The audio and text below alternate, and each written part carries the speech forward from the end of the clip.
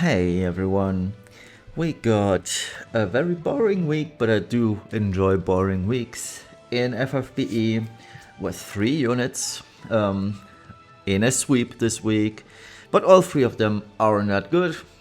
Even Ultimate Regina, she is the ultimate skip, and today's review is focusing on Regina. Ihana and Vanharma are also in this, but just at the verdict side of things. Both units are so bad, you don't really need to know much about them. Also, the kits are so bland, it's rather obvious. So let's check out why Regina isn't as good as some JP apologists may want you to think she is. So let's start. She is one of the SLB units, and if I remember correctly, she was a fan choice unit that Alum was pretty much forced to do. Meaning, if they are forced to do something, they have to do it properly, or else they get a shitstorm from the JP fans. So they actually gave her a decent kit for once, which I'm rather surprised by. Still an SLB unit, meaning she suffers from gearing issues and can be used in Clash, but that's to be expected from your average JP unit. So, her 2 main burst abilities are Regina Cannon Final and Regina Cannon. The final Regina Cannon has a 99 turn cooldown and it's available at turn 99. But you can reduce this with one of her grounders, which is single use, meaning I really hope, or Alum really hopes, that you kill the thing you're trying to kill in that one go, or else you'll have a unit that does nothing literally. And Regina Cannon 45x, not too shabby honestly, but yeah. It is, or one should state that the Regina Cannon ability, it's a physical attack with magic damage, meaning you can imbue it. And it's roughly, with all modifiers considered, about 80% of the total modifier from final Regina Cannon. So it's something to keep in mind. And we'll check out the results later and what it entails. Regina then has to own imbues and amplifies. When you use final Regina Cannon, you cannot imbue that because that is a fixed. Oh, let's not say fixed, because it's a hard locked ice magic attack. You cannot imbue that. You can imbue, like I mentioned, Regina Cannon though, meaning the only thing, if you're going for final Regina Cannon, that you should use is Ice Force Supply. That one is her 25% Ice Amp. She has a better Ice Amp on her Super Limit Burst, if I'm not totally mistaken. Let's check out. No, actually, it's on the LB. It's on the LB, it's 30%. Still not the best. And I don't quite understand why Alum didn't go for at least 45 on such a unit, or even 100 or 150, because I believe the 150 amp units from JP are rather soon with Cecil and or Edgar. One of the two, I don't know which, I don't remember which one is the first one to come, but they are very close. And if they buff the Legend of Mana units, why didn't they buff Regina as well to give her a 100% Ice Amp as well? Even if it were self only, that would have helped tremendously. But here we are, 30% Ice Amp, that's really bad, all things considered. Because we do have Freyavia who does 45, for example, and many other units that do so as well. And then she's got the Earth Force Supply, 25% Earth Amplification. That one doesn't matter at all, it's just here that she can be imbued. So if he takes note of that one anyway, or takes care of that one, so it's fine. But still, rather underwhelming, even for a secondary element. The LB and the SLB are not really damaging abilities, while the LB can do damage. It's a single hit attack. It's 150 magic, imbuable, no element, which is nice. But the real deal here is that both abilities, or both limit bursts, the LB and SLB, they buff up her Regina Cannon or final Regina Cannon. As you can see, there's lots of modifiers. For example, the base LB increases 150x, to the Regina cannon, and 225x to the final Regina cannon. The SLB then further unlocks, next to giving her a magic increase, or grants your party frames. And what those frames are, we'll check out in a bit. But it also is a magic store. Now that magic store, yeah, it is cool. It helps out to some degree because you can then just use final Regina cannon and you'll be Gucci Tamaguchi even. So all in all, her kit seems rather convoluted and it does a lot of things. It actually does need some time, or you're gonna need some time to get used to her kit because it's rather unintuitive, so to say, because you have to use other units to buff her up and then have to use multiple or pentacast a lot of stuff. And that storing ability is interesting in that way, as it's not that good because that store ability at the very end gets used up when you use pentacast, and when you do pentacast you want to use final Regina cannon last, meaning you have to sacrifice one of her abilities. And let's check out this one. You have to sacrifice one action on force enhancement regardless. That's a pity. So that storing mechanic on her SLB does literally nothing. But anyway, let's check out the grant abilities. There's 5 in total, meaning you have the option to use 5 quote-unquote slaves for Regina. And those are Power Up Regina, Go, Fire Regina, Now, and Forge a Path. Those are the 5 abilities you unlock. And you have to use different instances of these abilities. So you cannot go with 5 units using Now. That won't increase Regina's damage 5 times because it's the same modifier ID or spell ID, so to say.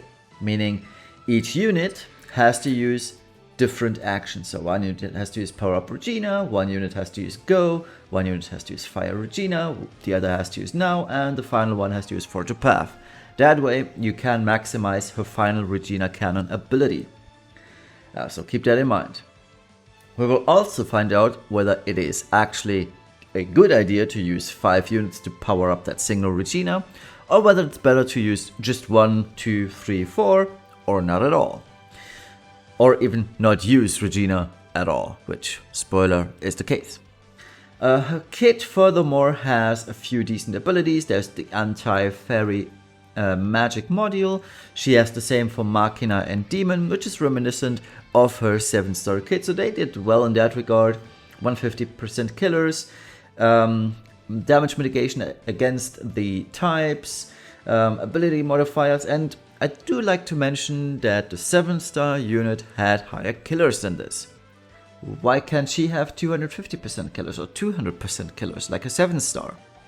We don't know, but I feel like the SLB unit is, in terms of kit viability and kit versatility, a downgrade from the 7-star unit. Especially when you consider that she has only a single LB fill, which is kind of negligible with SLBs filling the LB gauge instantly anyway, but still, I find that kit still very, very inconsistent. So, let's talk about the TMR STMR Vision card. The TMR is a two-handed gun with the standard gun variance of 1.35 to 1.75. Has 180 attack and magic, which is very much on the low side of things, meaning units other than Regina won't use that. The reason why you want this on Regina still is that it provides 1000 static magic, but truth be told, it's still a bad item, all things considered. Yes, it is best in slot for Regina, because even if you pick a, say, 240 or whatever Olive's STMR is gun, this one still slightly outperforms Olive's gun. I believe the sweet spot would be 260, 280 or 300. Somewhere around that ballpark between 260 and 300 magic would mean that this weapon is bad compared.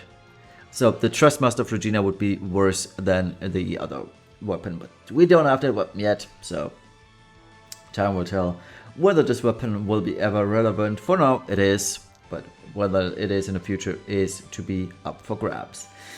The Super Trustmaster is an accessory with 32 attack, 17 defense and 70 magic. And it is a 100 chain cap increase. Yes, that is a chain cap increase, meaning it's the same as Lightning's STMR or the Clash of Will Magistus rings. And that should pretty much tell you the whole story about this item. It does the same thing as your Clash item, but it's a vastly inferior version. Yes, this has some attack, some defense, but so do the Clash items, and the Clash items have 90 stats to attack, magic, and I believe spirit and defense as well, amongst many other things. Meaning if you have 2 Clash rings, you're good to go, you don't need this at all. On the other hand, if you are running, for whatever reason, a 6 mage team, you only have 2 slots for the rings.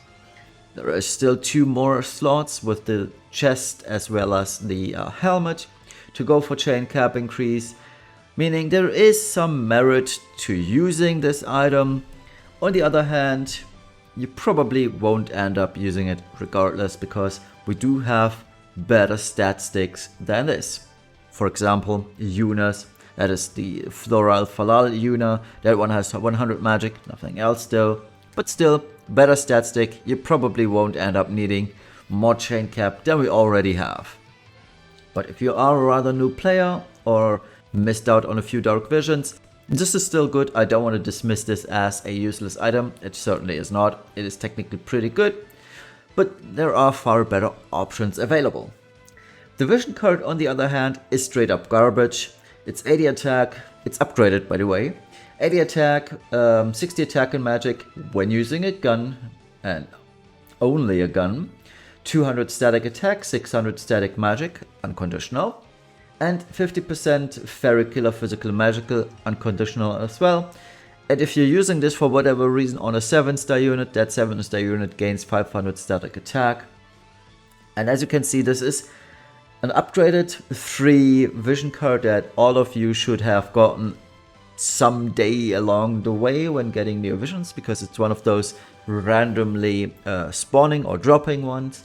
But all in all, it is very bad for Regina. As you can tell, it has no base magic, meaning whatever mage card you have, say Dark Rain, Dazzling Demoness, what have you, any vision card with base magic will strictly and immediately outperform this card.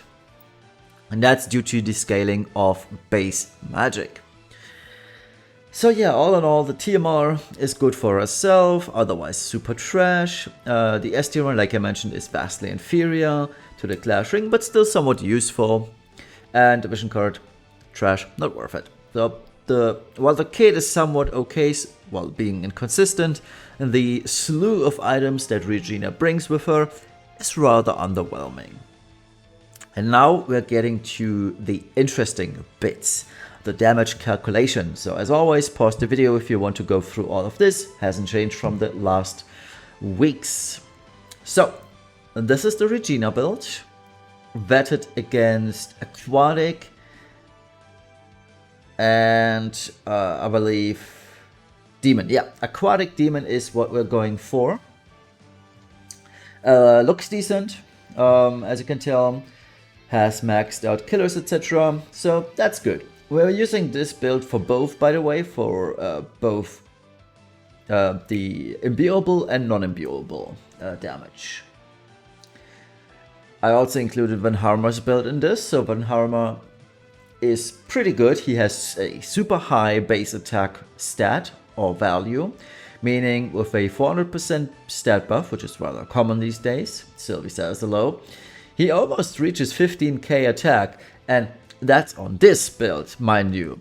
If you are going for a pure EP build with 2 Clash Rings and static stuff, this goes well beyond 15k, so he isn't that bad whatsoever. And as you can see, not until the end always is a chain cap vision card. It's Titus's card, And that means that Magister's Crown here is technically redundant, but my assumption for the sheet is that each unit has at least one Magister's Clash piece. So yeah, this one you could substitute for, say, static attack. You could substitute one of these accessories for static attack, and that's 600 more. And that means he's already at least at 15,700 attack. And you could probably, especially against innate race types, go to 16k with Ihana's TMR, for example, which is 200% Esper stats, which is a huge increase in EP. So yeah, Vanharma reaches huge amounts of attack, and his LB modifier isn't the worst either. And that really translates into a lot of damage. So as you can see, I calculated different scenarios for Ultimate Regina, one with 0 slaves, meaning 0 supports. And in that case, she is a very bad unit, fares worse than units such as Dagger, Olive, Makina Riku, Angela, which is almost over a year old right now, or Chizuru. But if you sacrifice a unit and give her that more oomph from the modifier, she gains, on an Earth team, using her Regina cannon, she gains around 700 million, because the other one, the Earth damaging ability, is a little bit lower than this. I didn't include it in this one because the sheet would have exploded. But she gains around 700 million on the Earth team and around 780 million on the Ice team, which is not bad, all things considered, but it already tells you the entire story. With each sacrifice, you only gain around 780 to 790 million more damage. And that's not enough. As you can tell, each unit, Chizuru, Riku, Olive, Dagger, Titus, Tsukiko, Ilazul, what have you, all of those units, they do 2 billion and up. Do the math. What's worth more? Is it worth more bringing an actual DPS or sacrifice a DPS? I think the difference of 1.3 billion per actual unit used is better than sacrificing slots for Regina just to have her do big numbers. And our new physical DPS benchmark is Vanharma. He reaches 480x with all the buffs that you can do. And he is 126.67% of black pearls or pearls damage, meaning a 26.67 increase over last week's top ranking unit. That power creep is crazy, and from my point of view, uncalled for. It's not healthy for the game, in my opinion at least, when you just power creep the last week's strongest unit by more than 25%. That's like really bad game design in my opinion. But all in all, let's get to the nitty gritty. So Regina, 81.54% of Tsukiko's damage with 0 slaves on an ice team. Each chain slave is 782. I could have looked at the sheet, by the way. Wouldn't have to guesstimate it.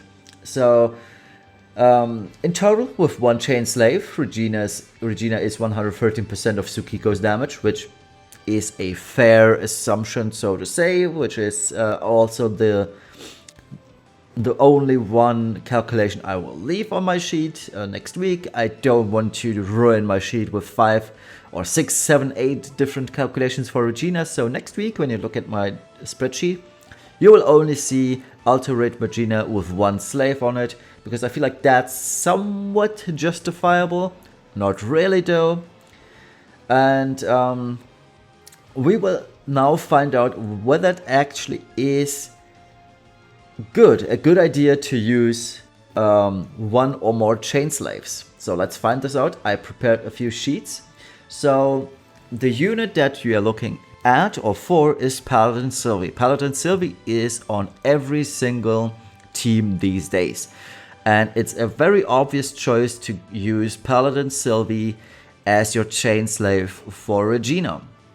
However, it is absolutely possible and a very clever idea to use Heey's card on the Lone Swordsman card on Sylvie, because Sylvie has the attack in Brave Shift, and she can use Pearl's STMR.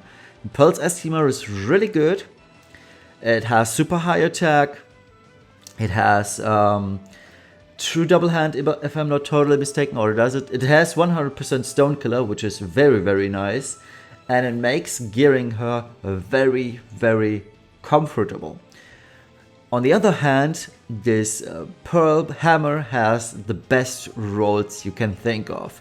The 30% rare with attack and magic. It has 20% attack passive, as well as the 15% attack passive from item world rolls. Now this is very unlikely you will roll item world a billion times for that roll, but it is possible, there is a chance, and that's what we're going with. So as you can see, there's 3 different builds that I went for Sylvie. One where she faces her worst possible types, being aquatic and I believe demon. No, aquatic beast. One where she vets 2 races she's innately good at, which is demon stone. And the third one, it's at the bottom here, that's only versus stone, which makes things very, very easy. And let's check out her damage in each case. So at the worst case scenario, it's only maxed out damage is on the left hand side, by the way, is 449 million damage, and that is 61.05 of Regina's increase in modifier. So what the right hand side says is if you use Sylvie as a slave, compared to what she does with the Heey card. And that damage, because she does have 700 or provides 782 million to Regina, compared to the 449 million she does on her own on the Heey card. Meaning that Heey card is 61% of Regina's damage. That's not that much. If we're going for an easy case, being Stone plus Demon, things change. Sylvie in this case does 541 million damage, which is 73.61% compared to when she would be used as a chain slave. In her best case scenario, it's 549 million, which is almost 75% of the additional damage Regina could do instead. Now, let's check out Regina's damage when using her Earth modifier. At 0 slaves, it's an 1845 modifier, and 1 slave, it's 2595. I can't read today. 2595 modifier. The increase, as you can see, is roughly around 737 million. So it's not that big of a difference, especially when you use Sylvie's best case scenario or the easy case scenario. And now the next thing we have to consider is Earth teams. Do you really want to use an Earth team with Regina on the party? The answer is absolutely not. Because your average Earth team is done like this or set up like this. You have a fixed 4-team comp consisting of Sylvie, Tsukiko for the field, Tulian for his 160 in peril through the Vidar accessory, which you should get from the story, as well as the 89% defense break, and you always will use Olive because of Tsukiko. Olive has that 90% spirit break for Tsukiko, which she definitely needs. Also, Olive actually deals some decent damage.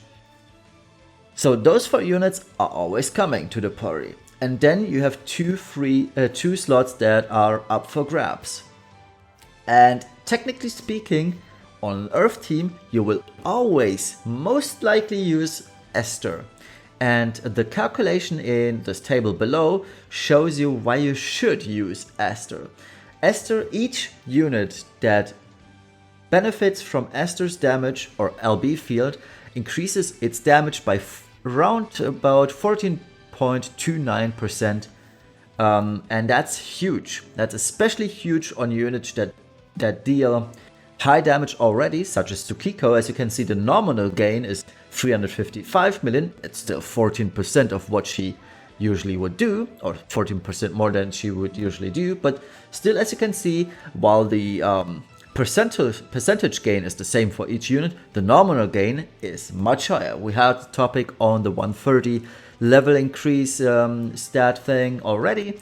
It applies here too. So while everybody has the same percentage increase, the nominal gain is different for each unit, and the more modern a unit is, the better, obviously. So a unit such as Vanharma would benefit more from that on a nominal scale than, say, Tsukiko. But yeah, as you can see, each unit gains about 200 million or more, and adding up Sylvie's damage, say the 500 million in her most ideal case, means Sylvie plus Esther already do more than Regina plus the slave. And that pretty much says or tells you the whole story, because if you add Sylvie's damage, you are looking at 1.7 billion more damage just from bringing Esther in this party. And this doesn't include Tullian, because I don't have a Skulk, I was too lazy. But let's say Tullian still or also provides about 180 to 119 million more. You're looking then at 1.9 billion more damage. And that is more damage than Esther does in that case. Meaning you are technically bringing a full new 7th unit, so to say. And that is a huge benefiting factor in this whole calculation. Instead of giving up units to buff Regina, you should bring a unit that synergizes well with the party, and that is the case for Esther due to her field. And you can always use Esther's field plus Tsukiko. All you have to do is set up Esther's field first, then go for Tsukiko's field, and you benefit from both of those. Meaning, technically speaking, with Esther on the party, you are using 7 units. Compared to when you use Regina and 1 slave, you are technically only using 5 units. I guess math checks out in this one. So, all in all, adding Sylvie's damage, you are looking at a 236.27% increase of 1 slave scenario for Regina. And keep in mind, Tullian is still missing in this calc, so in reality, we are looking at roughly 243% increase. That's huge. And it's the reason why you will probably, and I say this with almost 100% certainty, never use Regina. In any case, other than being a fan and just wanting to blow up stuff, old stuff, so to say, that is not an issue. Say, you could easily blow up the Machina 12 race trial and be like, oh yeah, Regina's great. Yeah, it's an old trial that can be killed with any modern unit. Wow, big wow. So yeah, as we've seen, using actually decent compositions, team compositions, it does more than using Regina. A lot more even, because you are technically speaking adding a 7th unit in terms of damage. So let's go back to this slide, and yeah, again, Vanharma, our latest benchmark in terms of damage. Regina will remain as with 1 slave, even though I just stated not using her at all is the best case. But since her and I talked, he will keep, since her and I talked about this, he will keep 1 slave Regina on his sheet, and I feel like I should probably do the same. And for most people, the build I just showed on Sylvie won't be even doable, because most people didn't go for Lady Black Pearl or Pearl in general. And if you don't have her STMR, the whole calculation is kind of going out of the window. It's not feasible anymore for most people, and Sylvie's damage will drop dramatically as to a point where things might look differently, and that's why I will keep 1 slave Regina on my sheet. It's still half decent to use, but rest assured, in an ideal case scenario where you have pretty much every item in the game and every unit in the game, Regina will have no place in the meta at all. Alright, let's check out the verdict then. With all things considered, Regina is just a 2 out of 10. Again, let me reiterate this. A 2 out of 10 doesn't necessarily mean a unit is bad. It's more to say that a unit is super niche. And in this case, Regina's niche is old trials or ice-locked fights where you cannot use any other element or earth element. It's also fine. But that's about it. Or lightning, technically speaking, also works, but she doesn't have much anyway. But yeah, that's pretty much it about Regina, right? So the good things about her, she does have decent damage, all things considered, and an actual kit for an SLB unit, which I like. Alam should do this more often, but there are still very, very many things wrong with her kit. So she has absolutely no party support, for example, no stat buffs outside the SLB and the SLB activation, which I hate a lot. No imperils whatsoever, which is a huge downside. She has no gun imperil, she has no ice imperil, she has no earth imperil, and that's just bad unit design. She has a trashy vision card, underwhelming TMR and STMR by global standards, so to say. And the chains she grants to the party members have their own frames. While it is still easy to weave them into EN frames, it's still very, very annoying to use, because you are technically forced to use 2 to make this work, but again, if you're weaving this into EN frames, it's fine. It's still a huge annoyance because you cannot start the chain with this. And that's just a huge minus in my case, but I didn't want to be a jackass and give her a 1 out of 10 rating, even though she technically deserves it. But yeah, 2 out of 10 feels more justified than a 1 out of 10. So yeah, all in all, Regina was a good unit in JP, but she will forever be a bad unit in a global environment. She has no roll compression and all that stuff. Olive will always be the better option. She does more for the party. She is a stronger unit, so to say, and has more roll compression. So Ice, what I also like to mention, Ice is a dead element. We don't know what's coming for December right now, if it's going to be a supporter unit, DPS unit, tank unit, what have you. And whether that unit is going to have an AoE Ice amp, for example, we don't know yet. So Ice is a dead element. Earth is technically speaking the best one for the moment. And even then, she isn't that great. Now let's check out Vanharma as well. And he is kind of a funny case. So as you can see, he's a 1 out of 10, but he was the highest DPS. How does that work, right? And the reason this works is he is the worst unit this game has ever seen.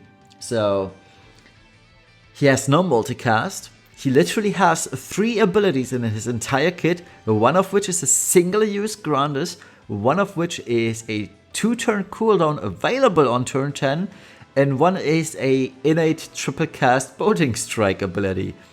How is that not a lazy dev kit? Alam are the laziest devs I have ever seen in my life, and I don't know. Vanharma is the... He's even worse than your 3-star units you've gotten 6 years ago.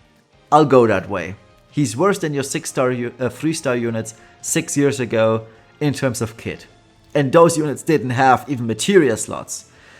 So yeah, Vanharma is just pure trash in terms of kit. He does nothing for the party. All he does is his SLB, full stop. But he does that well. And that's what boggles my mind. So yeah. And ironically speaking, even though he has the highest damage, he's locked to earth by the way, on his SLB. Even though he has the highest amount of damage, he won't see play in Dark Visions. That's the ironic thing, because like I've mentioned earlier, you have a pretty much fixed party slot, or fixed party slots. 4 are full with Tsukiko, Olive, Tulian, and Sylvie. The 5th is kind of settled with Esther, and then you have the option to go for a 6th. And is that Vanharma's slot? Probably no. It could be, say, Lady Black Pearl for that Hammer Imperial. It could be Chizuru for whatever have you, because she has a cool killer or something. I don't know, but it's certainly not Vanharma. I did the calc for most of the upcoming Dark Visions, and Vanharma is never in those comps. Easiest skip in your and my life. And then there's Ihana.